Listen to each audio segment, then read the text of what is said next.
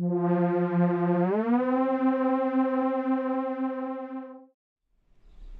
to MHRC. It's Mike, and I have something new today. Well, new for me. This has actually been around for a while. It's the little Boscam Watch FPV monitor right here. Opening it up for the first time. Got this for a couple of reasons. The first one was that thought it'd be handy to have when setting up models on the bench. So instead of having to look through the goggles to, check out your OSD, see if the camera's working, this kind of thing, thought it'd be nice to have a little extra screen. But then also, I wanted to have it so that if I'm out flying at the park and people walk up and they want to see what you're doing, and it's kind of hard to, you can't really give them the goggles and fly around yourself because you can't see. So I thought it'd be nice to have, just keep this, look how small this is.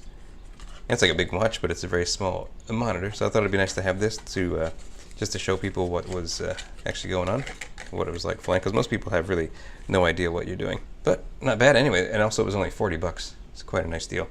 And here's, I guess, the little charging cable. I think that's everything that it comes with. Little instruction manual. Bit of plastic on the front.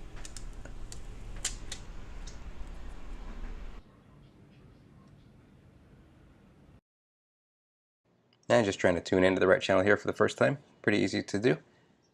And there you go. The picture I think looks not bad at all. It's a little 960 by 240 screen. Strange resolution, but at this size it looks pretty good.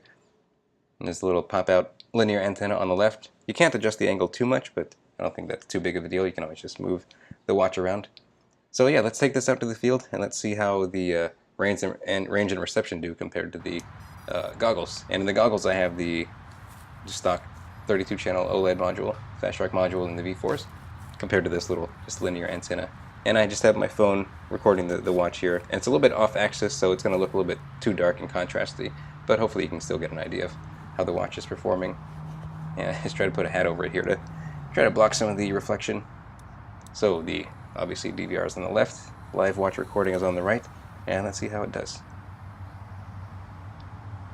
I'm going to fly out to a distance of about, I think it's 200 meters, about 700 feet out. And here I would say I'm impressed with how the watch is doing. I thought it would be breaking up a lot more by this point, but it's really more or less on a par with the goggles. Not bad at all. So here, turn around, coming back. So yeah, this little $40 watch I think would be more than good enough for demonstration purposes, or like I said, for setting up your quad on the bench. It's definitely something I'll just keep in my backpack every time I go out. I recommend it. Thanks for watching, and I'll see you on the next one.